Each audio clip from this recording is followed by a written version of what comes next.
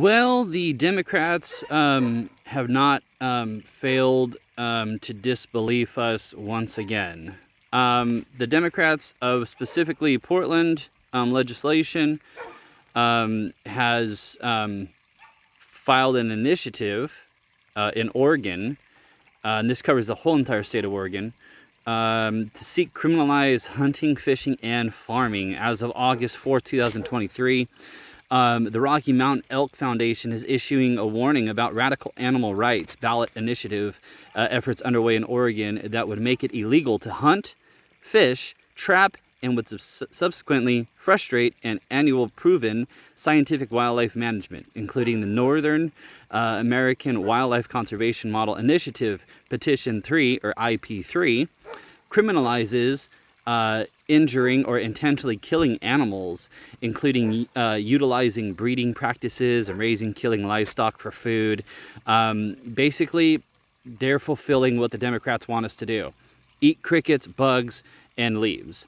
That's it. And then, of course, 100% all solar, and just make this, a kumbaya type of world, which they're trying to take away the meats.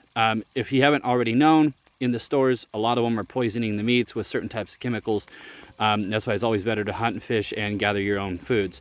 Times are getting serious right now with the way the Democrat legislation is really pushing what we can and what we can't do, and taking away a lot of our freedoms. That's what they stand for, and that's who they are. They want to take away all your rights and all your freedoms. So make sure that you vote against Initiative Petition 3, or IP3. So in that way, folks like myself and maybe your relatives, your friends and family, yourself, aren't prohibited from hunting, fishing, gathering your own food. Oregon has a really diverse agricultural aspect to it, such as crabbing, especially on the coast, and fishing in our lakes, rivers, and streams. And a lot of folks do, appreciate the outdoors and want to continue that for many, many, many years to come. Unfortunately, the Democrats have their way. They will make that illegal for you to do that at any point in time. Proponents claimed they passed the 30,000 signature mark in mid-July. They received a recent influx of $110,000 in campaign donations, allowing them to pay signature gatherers. So they were able to pay those who actually signed their petition in exchange for monetary funds, which should be illegal. But very specifically right here, it says they received a recent influx of $110,000 in campaign donations, allowing them to pay signature gatherers. So those gatherers were probably people that were out standing around saying, hey, you guys want to sign up for this, blah, blah, blah, blah, giving out false information about, what the campaign actually is. Maybe 30,000 of those people actually did not even know or were aware of what they were signing, but they signed it anyways.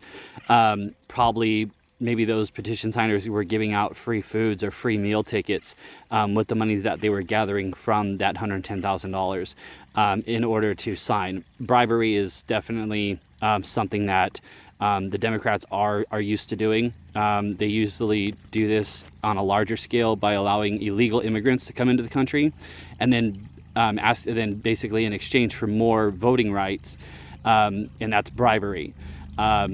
And so the more people that they have here illegally, even so, they have them sign and file those petitions and agreements.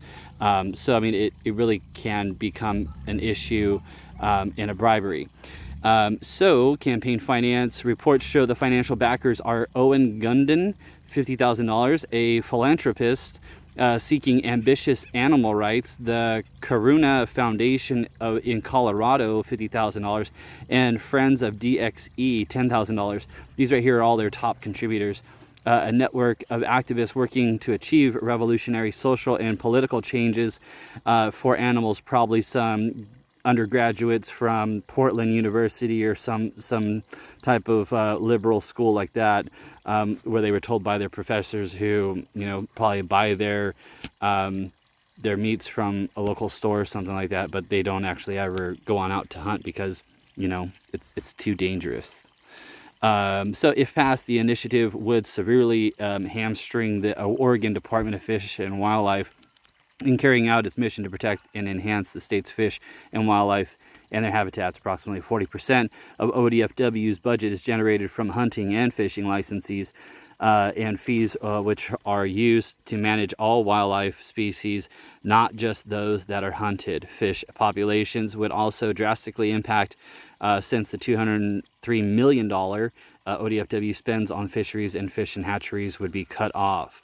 Proponents also ignore the importance of conservation funding generated by hunters. Federal exercise tax on guns, ammunition, archery equipment via the Pittman-Robertson Act generated more than $16 billion since its inception in 1937. A 2023 report also shines a spotlight on crucial conservation and economic funding generated by the firearms and ammunition industry, combined with the Dingell-Johnson Act exercise tax on fishing gear. That funding is returned to states, including Oregon, for various conservation, recreation, and public access projects. So, yeah, if you're into fishing, hunting, if you're not into hunting but you're into fishing, this right here will still impact you. If you're into crabbing but you're not into fishing or hunting, this right here will still impact you. Any taking of any type of aqua life, land life, soon to be plant life, they just want you to basically just eat crickets and bugs, and that's about it, and then starve. On a religious aspect, basically they're going to be able to control the food. They're going to want you to get the mark, and we all know what that mark is. They're going to want you to get a mark in order for you to be able to get food. They're going to be able to control it 100% in certain government warehouses and camps. So that's what FEMA camps, that's what they're looking to try to do. First step comes to keeping these type of initiatives and petitions out of our country, out of our states, and out of our hometowns. So if you like this video and it was informative to you, please subscribe and share. Thank you so much for watching, and more videos like this to come.